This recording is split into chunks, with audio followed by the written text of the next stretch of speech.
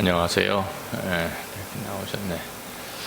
기도하겠습니다. 하나님 아버지, 우리 3일 예배로 함께 모여서 주님께 예배하고 또 각 처에서 이 말씀을 들으며 하나님을 경배하고 말씀을 상고하는 자들에게 주님께서 은혜를 베푸시고 저희를 지켜주시옵소서. 오늘 우리 아메리칸 사모아의 주님의 손길이 함께 하시고 정치인들과 또 다스리는 자들과 모든 일에 주님의 인도하심을 받아 그들이 옳은 결정을 내릴 수 있도록 도와주시옵소서. 말씀을 듣는 자에게 듣는 길을 주시고 주님의 인도하심을 구하옵고 예수님 이름으로 기도하옵나이다. 아멘. 지난주에 이어서 고린도전서 7장을 강의하도록 하겠습니다. 고린도전서 1장에서 6장까지에 걸쳐서 나와 있는 큰 주제들을 본다면 맨 처음에는 교회 분쟁에 관한 이야기를 했고 그 다음에 배륜에 관한 이야기, 그 다음에 소송권에 관한 이야기를 했습니다.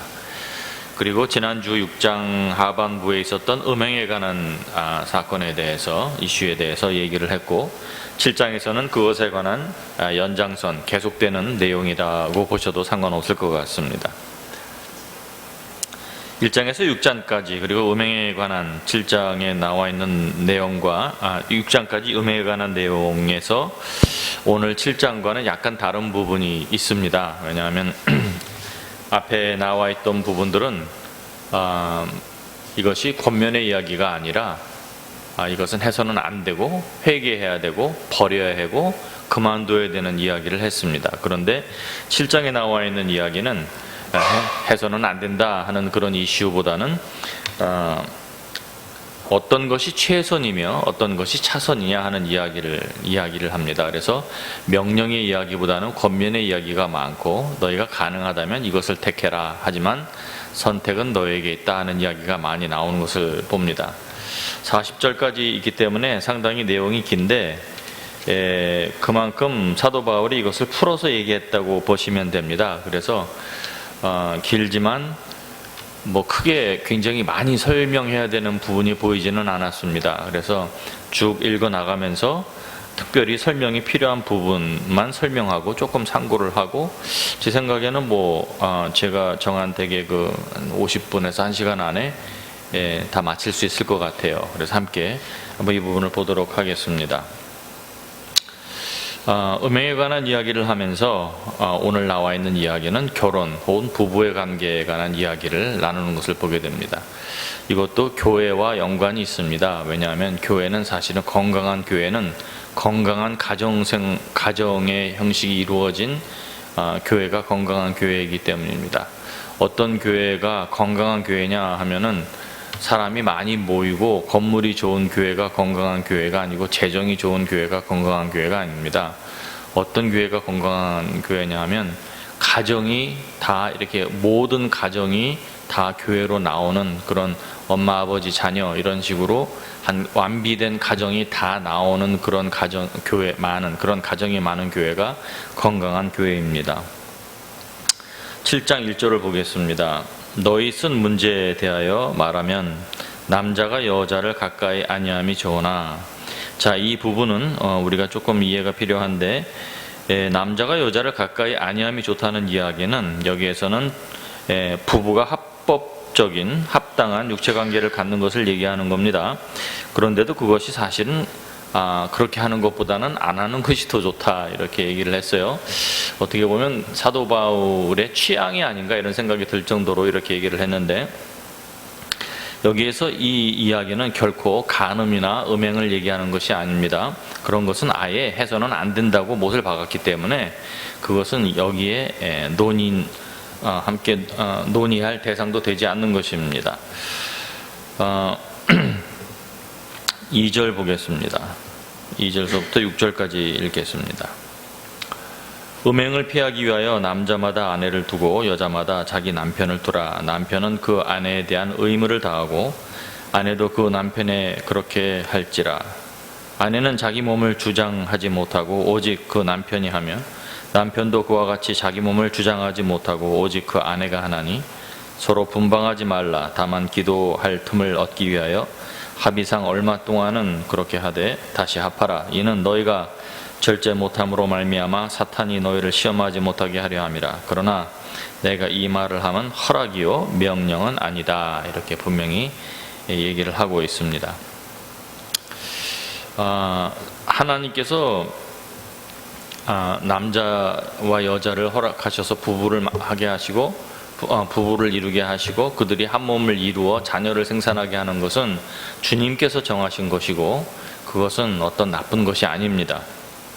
그러나 사도 바울은 굉장히 하나님의 나라와 다가올 하나님의 왕국에 대한 어떤 굉장히 집중된 그런 열망을 가지고 있는 사람이었다는 것을 볼 수가 있습니다. 그래서 모든 가치를 하나님의 나라에서, 영원한 나라에서 얻을 가치에 집중을 한 것을 보게 됩니다. 그래서 심지어는 주님께서 허락하신다면 부부로 사는 것보다는 혼자 사는 게 더 낫다, 이렇게까지 얘기를 했고, 사도 바울이 볼 때에 부부 생활을 권장하는 이유는 단 하나, 사람이 절제하지 못해서 음행에 빠질 수 있기 때문에 그것을 방지할 수 있는 그런 유익점이 있다는 정도로 본 것 같습니다. 그러나 좀 극단적이라고 보여지고요.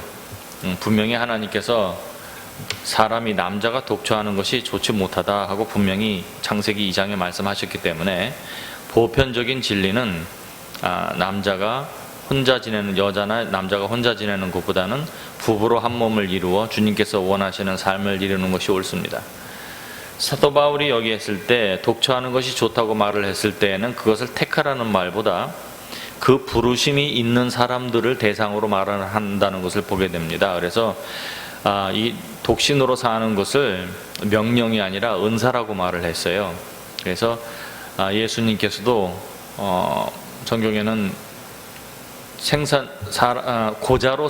고자가 되어 고자로, 하나님의 나라를 위하여 고자된 자가 있고 고자로 사는 사람도 있다, 이렇게 말씀을 하셨는데, 주님께서 그것은 자기의 선택으로 되는 것이 아니라 그것에 대한 하나님의 특별하신 택하심이 있는 자들만 이것을 할 수 있다 말씀을 하셨습니다. 그것처럼 사도 바울이 얘기하는 이 독신으로 사는 문제도 모든 사람에게 보편적으로 그것을 권장하는 것이 아니라, 살다 보니까 결혼을 못했건 안 했건 어쨌든 안 했어요. 그리고 혼기가 지나서 나이가 들었습니다. 그런 상황이 되었을 때에는 굳이 결혼하지 말고 그것을 오히려 주님의 택하심과 부르심으로 여기고 그냥 그대로 살아라, 이렇게 말을 한 것을 보게 됩니다. 그런 느낌이 있고 그런 부르심이 있다고 느껴진다면 그런 것을 가지고 기도해 볼 필요도 있습니다.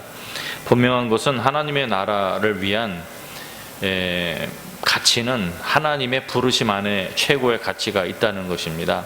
어떤 사람은 부부로 사는 것이 보편적일 것이요, 보통 사람들은 부부로 사는 것이 옳을 것이요, 그러나 특정한 사람들에게는 하나님께서 부르신 특별한 택함이 있으셔서 독신으로 사는 것이 더 유익하고 그런 부르심이 있는 사람도 존재한다 하고 말을 하는 것입니다.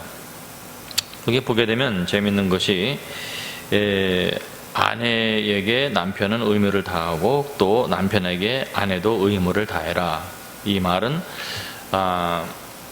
아내와 남편은 육체 관계를 어떤 싸움의 도구나 보복의 도구로 사용해서는 안 된다는 겁니다. 이것은 주님께서 명령하신 거예요. 그들의 해도 되고 안 해도 되는 그런 게 아니라 여기에는 의무라고 표현을 한 것을 보게 됩니다. 그러므로 아내는 남편에게 의무가 있고 또 남편은 아내에게 의무가 있는 것입니다. 권리도 있는 거고. 그래서 남편도 자기 몸을 자기가 주장하지 못하고 아내가 하고, 아내도 아내 몸을 스스로 주장하지 못하며 남편이 한다. 그러므로 서로 분방하지 말라.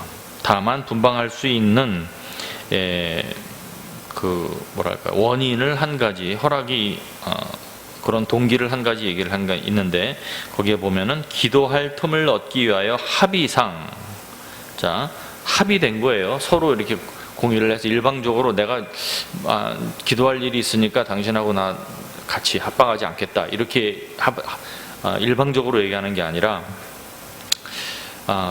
충분히 얘기를 해서 어떤 기도할 틈을 얻기 위하여 합의상 얼마 동안은 하라. 그거는 가능하다는 거예요. 그런데 여기서 기도할 틈을 얻기 위하여 라는 이 부분을 킹 제임스 버전에는 to fasting and prayer라고 나와 있어요. 기도와 금식을 위하여라고 나와 있는데 제가 원문 성경을 보게 되니까 금식이라는 단어는 나와 있지 않습니다. 그런데 킹 제임스에서는 금식이라는 내용을 첨부한 이유는 이것이 그냥 단순한 기도가 아니라 어떤 작정 혹은 어떤 목적을 가지고 기도를 하는 것을 의미한다고 볼 수가 있습니다. 여러분이 금식 기도를 할 때 그냥 뭐 30분 금식 기도, 1시간 금식 기도 이런 건 하지 않습니다. 그렇죠? 금식 기도 할 때는 적어도 한 끼 혹은 며칠을 이렇게 하지. 그렇다면 대개 금식을 할 때에는 이유 없이 하는 예는 상당히 드뭅니다. 금식을 할 때에는 인도하심이 있다든지 혹은 뭔가 자기가 주님 앞에 아랠 특별한 기도의 목적이 있다든지 그럴 때 하나님께 기도를 금식을 하는 것입니다. 그런 계기가 있을 때에는 그것에 금식하는 동안 또 그런 기도의 목적을 가지고 주님과 좀 긴밀하고 가깝게 있기 원해서 당분간은 부부의 관계를 멀리할 수도 있다는 것입니다. 그러나 너희의 절제 못함을 인하여 이것을 계속 연속하게 되면 사탄이 너희를 시험할 수 있다는 것입니다. 그러므로 그렇게 하지 말라는 거예요. 그러나 이 말은 허락함이요 명령은 아니라는 것입니다. 그래서 본인이 판단을 해서 이렇게 할지 저렇게 할지 스스로 판단을 하라는 것입니다. 7절부터 보겠습니다. 7절에서 11절 말씀을 읽겠습니다. 자, 사도 바울은 독신이었어요. 그러므로 모든 사람이 자기 같았으면 좋겠다는 거예요. 그것이 최선이라는 확실한 믿음이 있었던 것 같습니다. 그러나 각각 하나님께 받은 은사가 있으니, 여기 나오죠? 각각 하나님께 받은 은사가 있으니 이 사람은 이러하고 저 사람은 저러하니라. 어떤 사람은 독신으로 사는 부르심이 있고 보편적인 모든 사람들은 부부를 이루어서 가정을 이루어서 사는 부르심이 있다는 것입니다. 이 사람은 저러하고 저 사람은 저러하니라. 이것을 다 인정하라는 거예요. 모든 사람이 사도 바울과 같기를 원하지만 사도 바울은 이것을 강요하지는 않는다는 것입니다. 그래서 우리가 이것을 적용을 하면 우리의 삶에는 내가 하나님께 은혜를 받고 뭔가 깨달은 바가 있고 경험한 것이 있을 수 있습니다. 그러나 그것이 나의 신앙이지 다른 사람한테까지 강요를 해야 되는 것이 아닌 것들도 있어요. 이런 것들을 우리가 구분할 줄 알아야 합니다. 내가 결혼하지 아니한 자들과 과부들에게 이르노니, 여기서 과부는 여자뿐만이 아니라 아내를 잃은 남편도 말을 합니다. 자들과 과부들에게 이르노니 나와 같이 그냥 지내는 것이 좋으니라. 여기 이 말을 가지고 또 이외에 여러 가지 또 다른 구절을 가지고 사도 바울이 원래부터 독신이 아니었고 결혼을 한번 했다가 아내가 죽어서 혼자 된 상태에서 독신이었다고 말을 하는 사람들이 꽤 있었습니다. 그러나 그것은 별로 신빙성이 없어 보이고 설득력이 없어 보입니다. 성경의 여러 부분을 보아도 사도 바울은 처음부터 결혼하지 않았고 그냥 결혼해서 산 것을 보게 됩니다. 성경을 보게 되면 고린도전서 1장에 네 사람의 부류로 사람들이 자기가 속해 있다고 얘기를 했을 때 아볼로와 게바를 얘기를 했고, 그리고 그리스도와 사도 바울을 얘기를 했습니다. 그리스도 예수는 독신이셨고 사도 바울도 독신이었습니다. 그러나 아볼로와 게바는 결혼을 한 사람들이었습니다. 게바가 결혼을 한 것은 분명하고 아볼로도 아마 결혼을 했을 것이라고 여겨집니다. 그래서 그 사람들 사이에 결혼을 하는 것이 더 우월하냐, 독신으로 사는 것이 더 우월하냐 하는 그런 파가 나뉘어질 수도 있었다는 것을 예측해 볼 수가 있습니다. 그런데 여기 말합니다. 내가 결혼하지 아니한 과부들에게 이르노니 나와 같이 그냥 지내는 것이 좋으나 그게 최선이지만 만일 절제할 수 없거든 결혼하라. 정욕이 불같이 타는 것보다 결혼하는 것이 나으니라. 그렇게 하는 것 해도 죄가 아니라는 거죠. 10절 결혼한 자에게 내가 명하노니, 그리고 가로하고 나옵니다. 명하는 자는 내가 아니라 주시라. 자, 여기 보게 되면 이것이 주님의 명령인지 아니면 주님의 명령이 아닌지 혹은 다시 자기의 이야기인지 이것을 다 명시를 하고 있습니다. 그래서 대개 성경에 이것이 뭐 주의 말씀이 아니다, 내 말이 주의 명령이다, 아니다 이런 명시가 없을 때에는 성경에 나와 있는 명령은 하나님의 말씀으로 그냥 받아들이는 것이 옳습니다. 그래서 제가 그런 얘기도 하죠. 성경에 나와 있는 어떤 비유의 말씀이나 의미적인 어떤 상징적인 말씀은 이게 상징적이고 의미적이라는 이야기를 합니다. 그래서 그것이 아니라고 할 때는 그냥 그대로 믿으면 돼요. 여자는 남편에게서 갈라서지 말고 만일 갈라섰으면 그대로 지내든지 다시 그 남편과 화합하든지 하라. 남편도 아내를 버리지 말라. 사도 바울은 이미 결혼한 사람들에게 이 말을 합니다. 부부는 갈라지지 말며 버리지 말라. 남편은 아내를 버리지 말며 아내는 남편에게서 갈라서지 말라. 이렇게 얘기를 합니다. 이것은 예수 그리스도의 명령입니다. 예수님은 여러 군데 여러 가지 말씀을 하셨는데 마태복음 5장 32절 말씀도 있었고 19장 5절 6절 또 마가복음 10장 11절 누가복음 16장 18절 말씀이 있는데 그 중에 마태복음 19장 5절과 6절 말씀만 읽어드리겠습니다. 말씀하시기를 그러므로 사람이 그 부모를 떠나서 아내와 합하여 그 둘이 한 몸이 될지니라. 이것이 하나님이 보편적으로 정하신 보편적인 진리입니다. 그러나 이것이 모든 한 사람도 빼놓지 않고 모든 사람들에게 해당되는 것은 아니라는 거죠. 항상 예외가 있을 수 있다는 거예요. 하나님께서 하나님의 목적을 위하여 독신으로 살게 하시고 고자가 되게 하는 사람도 있다는 것입니다. 혹은 그것을 허락하는 사람들도 있다는 거예요. 합하여 그 둘이 한 몸이 될지니라 하신 것을 읽지 못하였느냐. 그런즉 이제 둘이 아니요 한 몸이니 그러므로 하나님께서 짝지어 주신 것을 사람이 나누지 못할지라. 이 말은 여러분이 잘 이해를 해야 됩니다. 사람들이 결혼식을 해서 부부가 됐다고 생각을 하기 때문에 자기들이 그것을 또 이혼시킬 수 있다고 생각을 합니다. 그러나 남자와 여자가 합의를 하고 고백을 해서 한 부부가 돼서 육체관계를 가지면 이것은 한 몸이 되고 한 영혼이 됩니다. 이 상황에서 그들을 갈라낼 수 있는 방법은 단 하나뿐이에요. 육체의 죽음뿐입니다. 육체가 죽었을 때만 갈라질 수가 있어요. 그럼 하나님께서는 물론 사람이 사람을 살해할 수는 있지만 그런 것을 말하는 것은 아니겠죠. 자연적인 죽음을 말하는 건데, 그러므로 사람이 사람을 죽음 없이 결혼한 사람들을 이혼해서 분리내낼 수 있는 방법은 없습니다. 고린도전서 7장에 보게 되면 7장 12절에서 12절 말씀을 함께 보도록 하겠습니다. 그 나머지 사람들에게 내가 말하노니 가로하고 이는 주의 명령이 아니라 나와 있죠. 이것은 사도 바울의 생각입니다. 만일 그 어떤 형제에게 믿지 아니하는 아내가 있어 남편과 살기를 좋아하거든 그를 버리지 말며, 어떤 여자에게 믿지 아니하는 남편이 있어 아내와 살기를 좋아하거든 그 남편을 버리지 말라. 믿지 아니하는 남편이 아내로 말미암아 거룩하게 되고 믿지 아니하는 아내가 남편으로 말미암아 거룩하게 되나니 그렇지 아니하면 너희 자녀도 깨끗하지 못하니라. 그러나 이제 거룩하니라. 혹 믿지 아니하는 자가 갈리거든 갈리게 하라. 형제나 자매가 이런 일에 구해야 될 것은 없느니라. 그러나 하나님은 화평 중에서 너희를 부르셨느니라.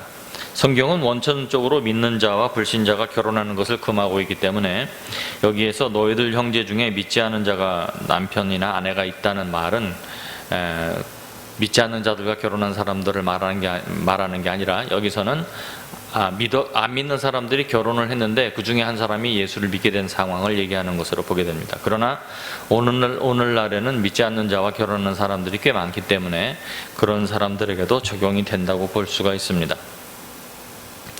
여기 보게 되면 뭐라고 했나 하면 안 믿는 자와 결혼을 했어요. 혹은 한 사람이 예수를 믿는 바람에 배우자가 한 사람이 안 믿는 자와 그냥 사는 부부관계가 되었습니다. 이렇게 됐을 때 한 사람이 불신자라는 그 이유가 이혼의 사유가 되지 않는다는 것입니다. 그래서 만약에 그 사람이 같이 살기를 좋아하거든 그냥 살라는 거예요.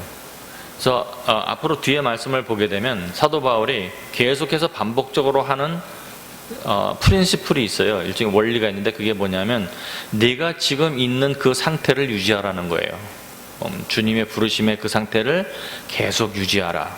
네가 결혼해서 살고 있으면 그대로 유지하고, 네가 혼자 되었다면 그냥 혼자 살고, 이런 식으로 계속 얘기하는 것을 보게 됩니다. 그런데 여기서 보게 되면 참 신기하다고 할까요? 좀 색다른 이야기가 나오는데, 근데 혹시 믿지 아니하는 자가 같이 사는 것을 싫어해서 떠나기를 원한다는 거예요.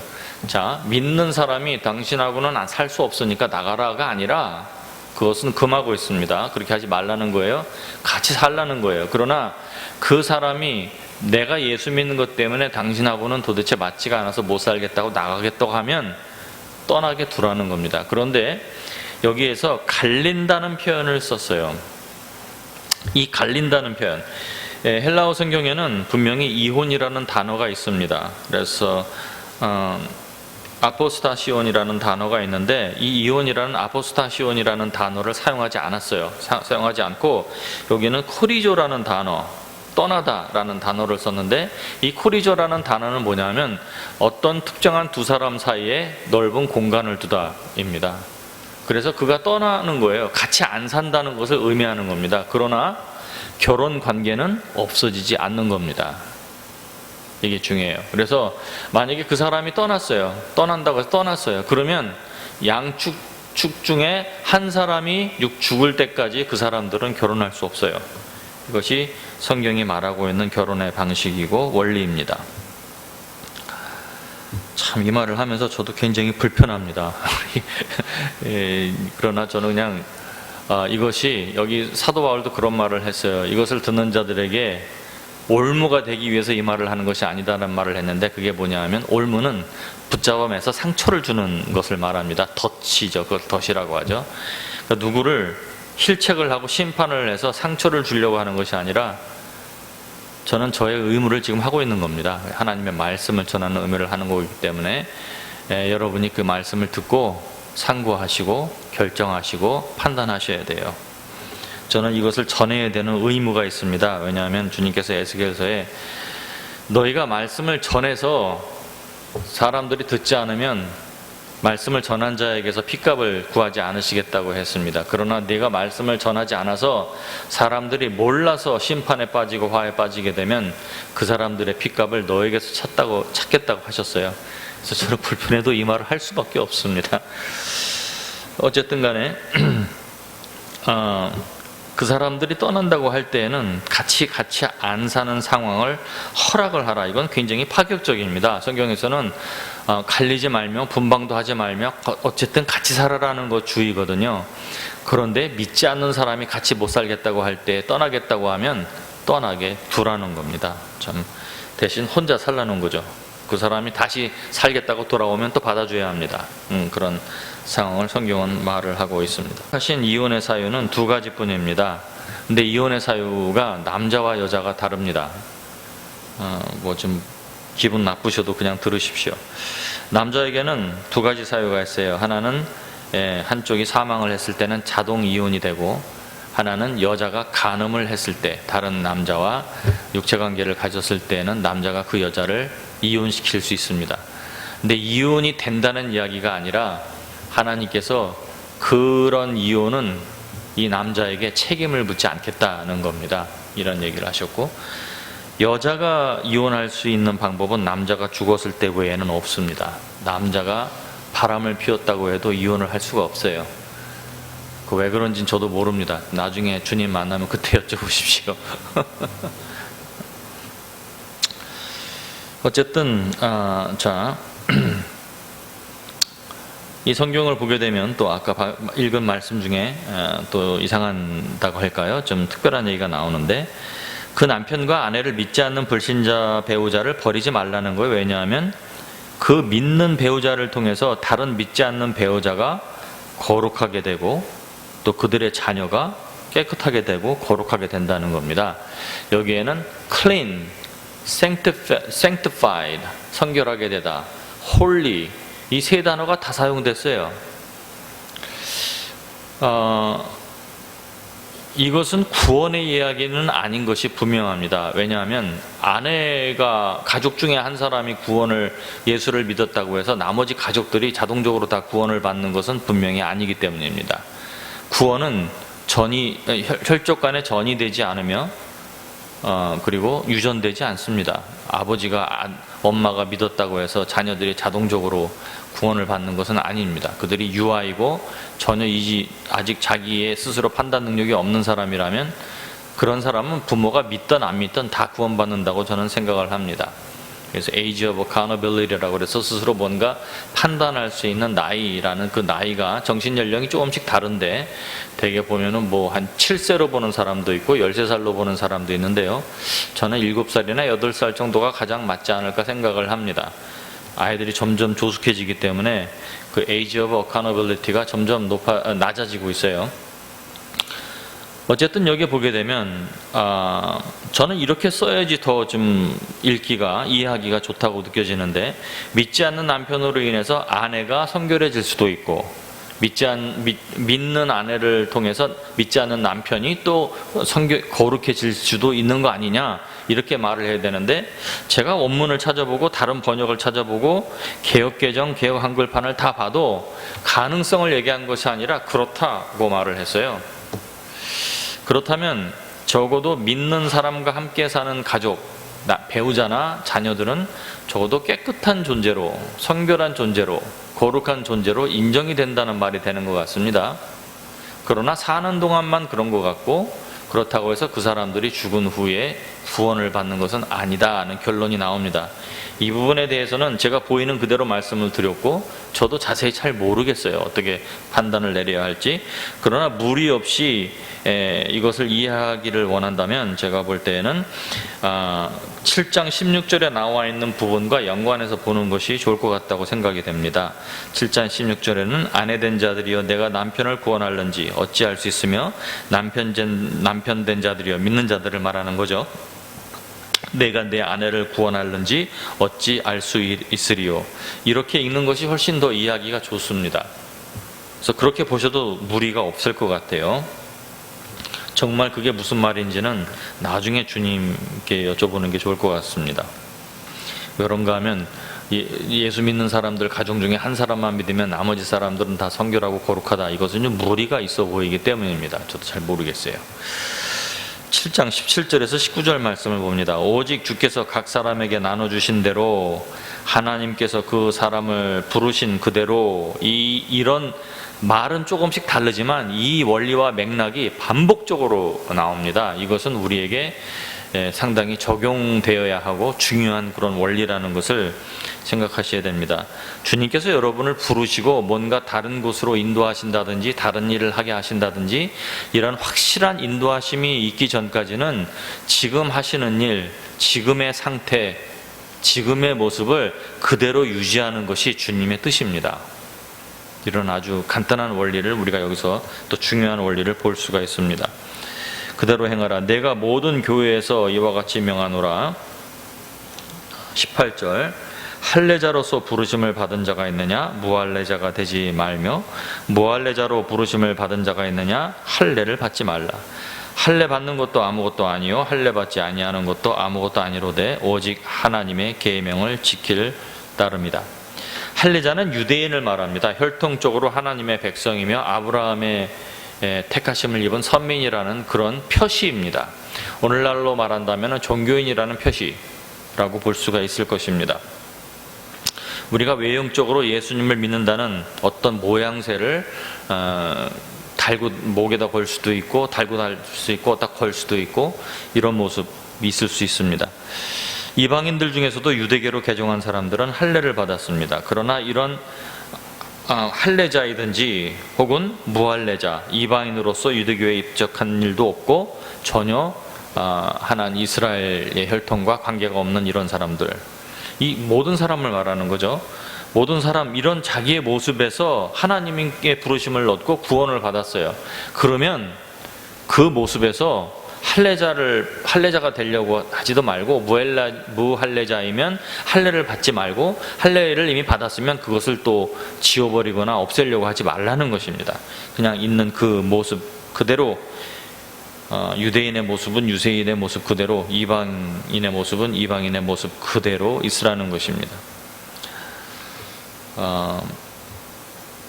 왜 그런가 하면 예수 안에서 받는 구원의 조건은 할례, 무할례 이런 겉모습과는 전혀 상관이 없기 때문입니다. 여기에서 보니까 할례 받는 것도 아무것도 아니요 할례 받지 아니하는 것도 아무것도 아니로되. 그러니까 뭐 좀 뭐랄까요, 극단적인 예를 우리에게 든다면 교회를 꼭 다녀야 구원을 받을 수 있습니까? 이런 질문을 사람들이 할 수도 있죠. 그런가 하면 무교회주의를 주장하는 사람들도 있기 때문입니다. 어떤 사람들은 뭐 천주교나 다른 종교를 믿는 사람들, 우리가 좀 문제성이 있어 보인다는 그런 종교를 믿는, 기독교라고 불리우는 그런, 하지만 문제성이 있어 보이는 그런 종교를 믿는 사람들도 구원을 받을 수 있습니까? 예, 있습니다. 가능성을 얘기하는 것이라면 가능은 합니다. 그러나 받을 수 없을 가능성이 더 크다는 거죠. 구원을 받기 위해서 어떤 종파나 어떤 교단이나 어떤 특정 교회에서만 가능하다고 말하는 것은 그것이 이단입니다. 분명한 그것은 이단입니다. 그러나 구원의 조건은 그냥 예수 그리스도를 믿는 거예요. 내가 어디에 있든지 간에 교회를 다니든 안 다니든 이런 것이 문제가 되는 것이 아닙니다. 교회를 다녀도 구원을 못 받는 사람들이 있어요.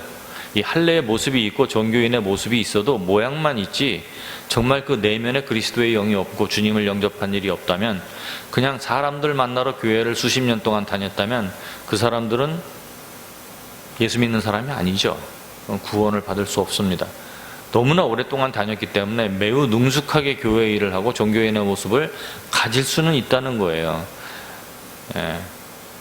여러분, 이방인도 할례를 받을 수 있고 할례를 받아도 그 사람들이 유대인이 되는 건 아니죠. 유대교회에 들어갈 수는 있지만 유대인이 되는 건 아니에요. 또 그런 식으로 볼 때 어쨌든 구원의 조건은 겉모습으로는 이루어지는 것이 아니라는 것입니다. 내면의 변화가 있을 때 겉모습은 자연스럽게 나타난다는 것이 맞을 것입니다. 그러므로 여기 보니까 겉으로 드러나는 것은 아무것도 아니로되 오직 하나님의 계명을 지킬 따름이다, 이렇게 말을 합니다. 이 말씀을, 하나님의 계명을 모세의 율법이나 구약의 구전의 율법으로 오해해서는 안 될 것입니다. 여기서 말하는 하나님의 계명은 분명히 신약 성경에 나오는 계명이라고 봐야 합니다. 신약 성경에 보면 예수님께서 이런 말씀을 하셨어요. 예수님께서 내가 너에게 새 계명을 주노니 뭐라고 했냐면 서로 사랑하라, 이렇게 말씀하셨어요. 요한복음 13장 34절에 내 계명을 너에게 주는, 새 계명을 너에게 주노니 서로 사랑하라. 내가 너희를 사랑한 것 같이 너희도 서로 사랑하라.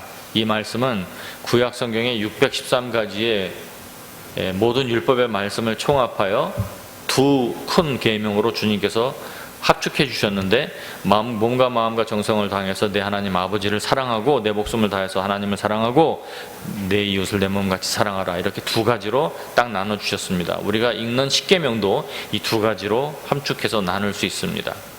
4계명까지는 하나님을 사랑하는 방법이고 5계명에서 10계명까지는 이웃을 사랑하는 방법입니다. 그런데 하나님께서, 예수님께서 새 계명을 주셨는데 거기서 또 합축하셔서 뭐라고 했냐면은 내가 너희를 사랑한 것 같이 너희들 서로를 사랑하라, 이런 계명을 주셨습니다.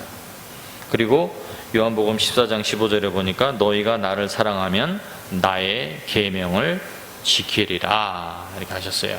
그러므로 우리가 내 형제를 사랑하면 그것이 하나님을 사랑하는 것이 되어버렸습니다. 그리고 한 가지를 더 예를 들자면 하나님을 사랑하는 방법 중에 하나는 하나님을 믿는 것입니다. 요한복음 14장 1절에 예수님께서 하나님을 믿으니 또한 나를 믿으라, 예수님이 그렇게 말씀하셨죠. 그래서 하나님을 신뢰하며 예수님을 믿는 것보다, 내 전적인 신뢰를 그분께 드리는 것보다 하나님께 드리는 큰 사랑은 없을 것이다 라고 우리는 볼 수가 있습니다. 7장 20절에서 23절을 봅니다. 이 각 사람은 부르심을 받은 그 부르심 그대로 지내라. 또 나오죠. 각 사람은 부르심을 받은 그 부르심을 그대로 지내라. 내가 살고 있는 그곳에, 내가 하고 있는 그 일에 주님께서 확실한 부르심을, 다른 부르심을 주실 때까지는 거기에서 있어야 되는 거예요. 그것을 우리는 아브라함의 살면서도 봤고 이삭의 살면서도 봤고 야곱의 살면서도 우리는 보았습니다. 그들이 옮기거나 스스로 옮겼을 때는 문제가 생겼고 그들이 주님의 손에 의해서 옮겨졌을 때는 주님께서 큰 일을 이루신 것을 우리는 보았습니다. 내가 종으로 있을 때 부르심을 받았느냐 염려하지 말라. 그러나 내가 자유롭게 될 수 있거든 그것을 이용하라. 주 안에서 부르심을 받은 자는 종이라도 주께 속한 자유인이요 또 그와 같이 자유인으로 있을 때 부르심을 받은 자는 그리스도의 종이니라. 너희는 값으로 사신 것이니 사람들의 종이 되지 말라 하고 말씀을 합니다. 자, 부르심을 받은 그대로라는 말을 반복하면서 정리를 하면 이렇습니다. 네가 결혼했느냐? 그럼 결혼한 그대로 살아라. 더 나의 영성을 더 높이기 위해서 이제는 더 이상 아내와 남편과 살지 않겠다 이런 거 하지 말라는 거예요. 정말로 예수님 당시에는 많은 아내들이 예수님을 만나고 깊은 영성에 빠져서 이제 남편과 살지 않겠다고 떠난 사람들이 꽤 많았다고 해요. 남자들보다 여자들이 영성이 빨리 자랍니다. 이상하게 왜 그런지 모르겠는데 남자들이 좀 둔한가 봐요, 여자보다. 이미 결혼했다면 그 결혼한 그대로, 결혼하지 못하고 독신이라면 독신 상태 그대로, 사별을 했다면 혼자 사는 그 모습, 가능한 한 그 모습 그대로. 그러나 필요가 있다면 다시 재혼해도 죄는 아니다. 배우자가 불신자라면 불신자와 함께 사는 그 부부관계 그대로. 그러나 그 불신자가 떠나기를 원한다면 보내주라 하는 거죠. 육체의 할례를 받은 상태라면 할례 받은 모습 그대로. 할례를 받은 적이 없는 이방인이라면 무할례자의 모습 그대로. 그리고 21절에 다시 나오는 뭐라고 합니까? 내가 만약 종의 신분으로 있을 때 구원을 받았다면, 이제는 예수 안에서 내가 자유하게 되었으니까 교회 안에서 내가 종의 신분, 나를 종이라고 하지 말아주세요. 그리고 심지어는 자기가 섬기던 주인도 한 교회의 성도이고 자기도 성도일 경우가 있지 않겠어요?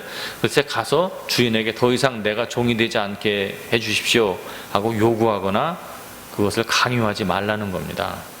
있는 그대로 두라는 거예요. 종의 신분으로 예수를 만났느냐? 그러면 그 신분에서 벗어나려고 애쓰지 말며 염려하고 궁리하지 말라는 거예요. 있는 그대로 있으라는 겁니다. 그러면 그냥 종으로 끝까지 살라는 것입니까? 그거는 아니라는 거예요. 그럼 언제 종의 신분을 벗을 수 있는데요? 그런 기회가 주어졌을 때. 이거는 피동적인 사건을 얘기하는 겁니다.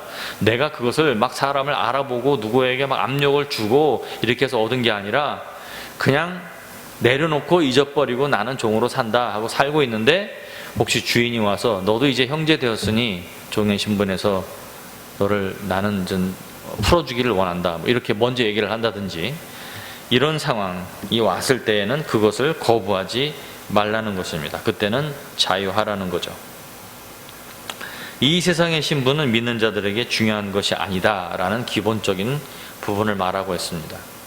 그 사람들의 혈통, 민족, 국적, 피부색, 이런 거는 그리스도 안에서는 아무런 것도 아니라는 거예요. 우리들이 말하는 학력, 돈, 권력, 이런 것도 아무것도 아니라는 것입니다. 근데 교회 안에서 보면 그것이 아무것도 아닌 것이어야 하는데 잘 안 될 때가 있죠. 그것을 우리는 저항하고 그런 것을 고치려고 애를 써야 돼요. 내가 이래서는 안 되지 하는 것을 반복해야 되지, 그것을 당연한 것으로 받아들여서 세상이나 교회나 다 그런 거야 이렇게 가서는 안 된다는 것입니다. 저는 그것을 교회에서는 그래서는 안 된다고 얘기하면 저한테 이 목사님은 너무 그냥 이상적이고 이상주의다, 그거는 세상에서는 교회, 지금 이 지구상에 존재하는 교회와 세상에서는 있을 수 없는 일이라고 저한테 대놓고 그렇게 말하는 교인들도 있었어요. 저한테. 참 답답합니다. 사실 이런 부분은. 그래서 제가 그냥 피합니다. 그런 얘기를 하면. 처음에 막 싸웠는데 제가 너무 피곤하더라고요.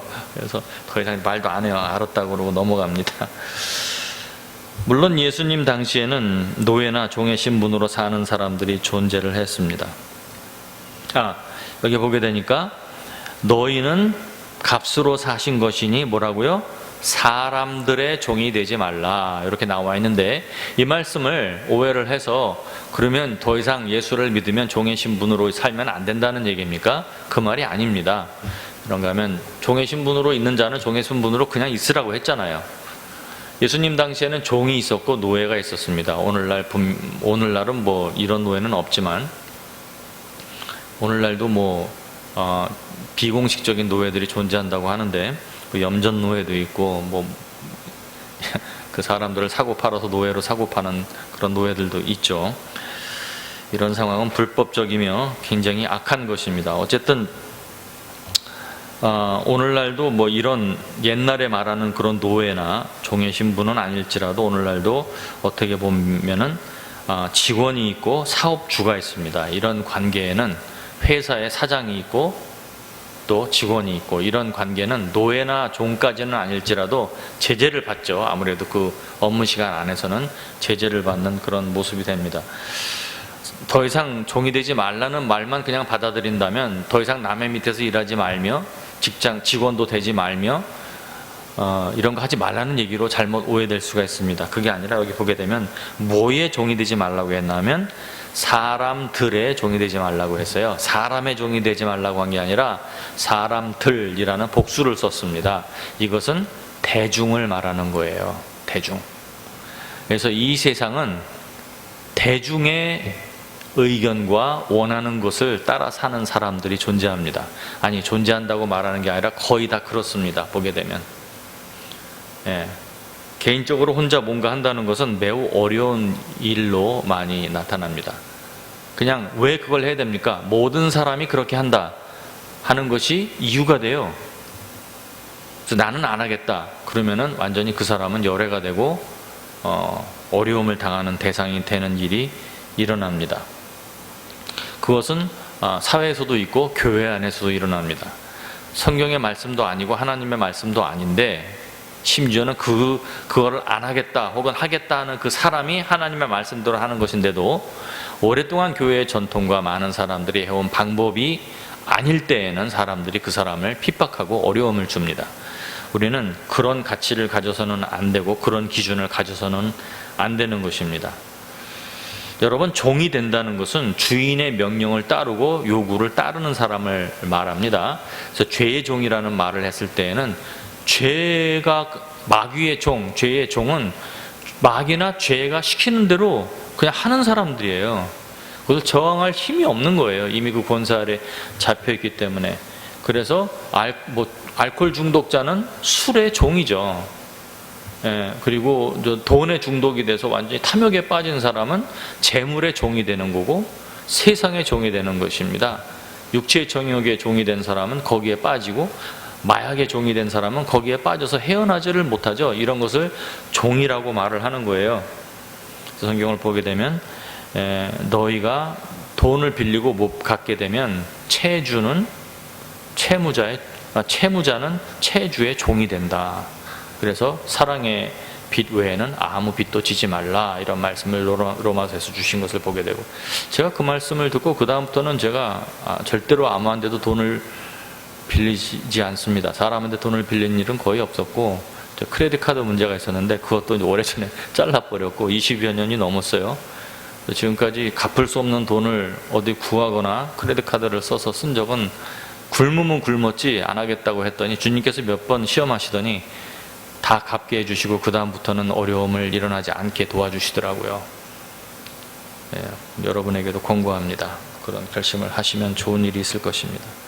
다른 사람처럼 빨리 일어나지 못할 수도 있어요. 그러나 그것이 더 견고하며 주님의 인도하심을 받는 옳은 길입니다. 그래서 사람들의 종이 되지 말라는 것은 대중들의 원하는 것을 하고 그들이 인정하는 것을 따르는 그런 존재가 되지 말라는 것입니다. 정말 공부하는 게 좋아서 유명 대학을 가는 사람이 몇 명이나 될까요? 정말 공부하는 게 좋아서 박사학위를 받고 정말 공부하는 게 좋아서 그걸 하는 사람이 몇 명이나 될까요? 저는 그런 사람들이 있을 거라고 생각합니다. 그러나 거의 아마도 99% 이상은 졸업장이나 명예나 좋은 직장을 얻기 위한 기반과 세상 사람들의 인정을 받기 위한 명성을 위한 도구라고 저는 생각을 합니다. 그것은 사람들의 종이에요. 여러분 그런 생각 안 해보셨죠? 그게 사람들의 종입니다. 보이기 위해서 하는 거. 보이기 위해서. 자, 고린도전서 7장 24절에서 26절을 또 봅니다. 형제들아 너희는 각각 부르심을 받은 그대로 하나님과 함께 거하라. 또 나오죠. 같은 말입니다. 지금 벌써 세 번째 나왔어요. 처녀에 대해서는 내가 주께 받은 계명이 없으되 이건 주의 계명이 아니라는 겁니다. 주의 자비하심을 받아서 충성스러운 자가 된 내가 의견을 말하노니, 자기의 의견이라는 거예요. 내 생각에는 이것이 좋으니 곧 임박한 환난을 말미암아 사람이 그냥 지내는 것이 좋으니라. 자, 여기에서 임박한 환난이라는 말을 한 것을 사도 바울은 분명히 주 그리스도께서 오실 마지막 날의 환난을 의미하고 얘기를 했었을 것입니다. 그러나 이것이 자기의 의견이었지만 기록된 성경의 말씀이라는 관점에서 볼 때 이것은 성령의 감동하심으로 기록된 글이라고 봐야 됩니다. 그렇다면 이 의견과 이 예언의 말씀은 성경에 나와 있는 기록된 의견과 예언의 말씀은 다중성 성취를 갖습니다. 성취가 되는데 여러 번 성취가 되는 모습을 보게 돼요. 한 번 딱 성취되고 끝나는 게 아니라 한 번 성취되고 또 그 말씀이 또 한 번 성취되고 이런 일이 일어나는 것을 보게 돼요. 이 고린도전서가 쓰였던 때를 AD 50년에서 57년, 아마도 한 53년에서 55년 사이가 아닐까 이렇게 판단이 됩니다. 환란이 임박한 환란을 맞아 하고 얘기를 했을 때 사도 바울은 생각하지 못했겠지만 이것은 어디에서 성취되었나 하면 AD 70년에 예루살렘 성이 완파되고 멸망되면서 그때 한번 이루어졌습니다.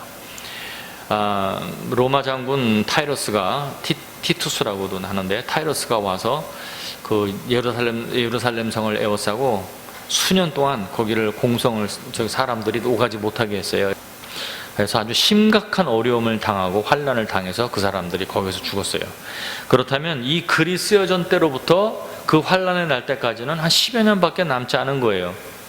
그래서 정말로 이 말씀대로 그때는 결혼한 사람과 결혼하지 않은 사람들의 고난의 극심도가 완전히 달랐습니다. 여러분, 내가 혼자서 굶고 그냥 힘든 거하고 내가 애들이 있고 아내가 있고 남편이 있는데 힘들어하는 거를 보는 거하고는 차원이 다르죠. 모르겠어요. 저는 그렇다고 생각하는데 굉장히 더 힘들었다고 생각이 됩니다.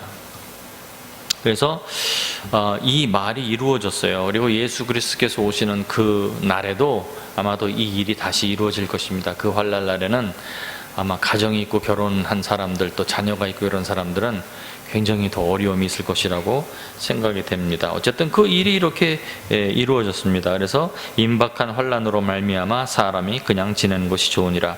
여기서는 최선을 말하는 거지 그것을 금하는 것은 아니다 하는 것을 다시 한번 말합니다. 27절 28절 말씀 보니까 내가 아내에게 매였느냐 노이기를 구하지 말며 아내에게 놓였느냐 아내를 구하지 말라. 아내가 떠날 수도 있고 남편에게 버림당할 수도 있고 또 남편이 떠날 수도 있고 이런 일이 일어날 때 다시 다른 남편을 구하고 다른 아내를 구하려고 하지 말고 그냥 그 있는 그대로 살라는 거예요. 그러니까 여기를 보게 되면 뭐냐면 무슨 일이 일어나면 그냥 일어나게 두되 본인이 뭔가 바꾸려고 애를 쓰지 말라는 거예요. 그래서 이것을 저는 물이 흘러가듯 사십시오 이렇게 항상 얘기를 합니다. 그냥 일어나는 대로. 그래서 성령의 사람은 바람 같다 이렇게 표현을 하죠. 바람이 어디서 불고 어디서 오는지 알지 못하되 영으로 난 자들도 이와 같으니라. 물이 흐르듯 그냥 막히면 돌아가고 이렇게 피동적으로 자동적으로 자기가 뭘 하지 않고 피동적으로 사는 그런 삶을 훈련을 해야 됩니다. 저도 그렇게 산 지 꽤 오래됐는데 굉장히 답답할 때도 많아요. 그래서 실수도 하고 그럽니다. 어쨌든 애를 써봅니다. 그러나 장가가도 죄 짓는 것이 아니요 처녀가 시집가도 죄 짓는 것이 아니로되 이런 이들은 육신의 고난이 있으리니 나는 너희를 아끼노라. 그러니까 결혼한 사람은 다 육신의 고난이 있다는 보편적인 진리를 선포하는 게 아닙니다. 결혼한 사람은 다 괴로울 거다 이게 아니죠. 그게 아니라 지금 이 상태에 사도 바울은 알지 못했지만 10여 년만 지나면 고난이 오지 않습니까? 그러니까 이것을 말한 것입니다. 죄 짓는 것은 아니지만 이런 이들에게는 고난이 있을 것이라는 거예요. 나는 너희들을 아낀다 이 말입니다. 사도 바울은 다시 성도들에게 이 세상에 연연해하거나 매이지 말고 붙잡히지 말라고 명령을 합니다. 자, 29절에서 31절 말씀 봅니다. 형제들아 내가 이 말을 하노니 그때가 단축하여진 거로 the time is short 이에요. 단축되었다니까 쫙으로 들었다는 말로 들리는데 그게 아니라 제가 볼 때는 그런 뜻도 있지만 이제 시험의 때가 가까이 왔다는 겁니다. 얼마 남지 않았다.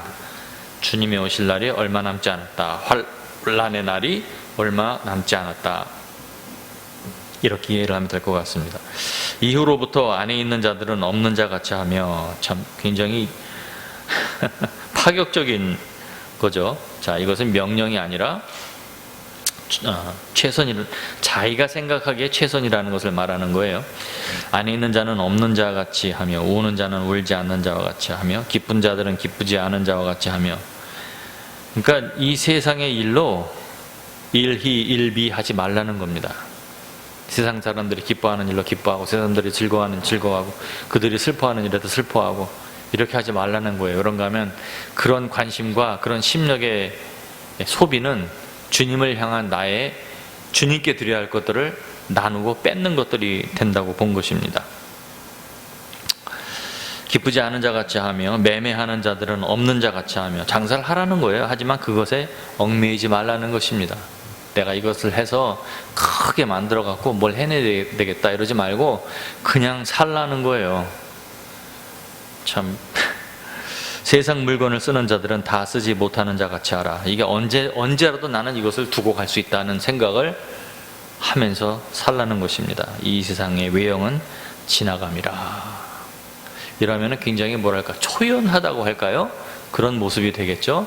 그리스도를 믿는 성도들은 이 세상에서 초연해야 돼요.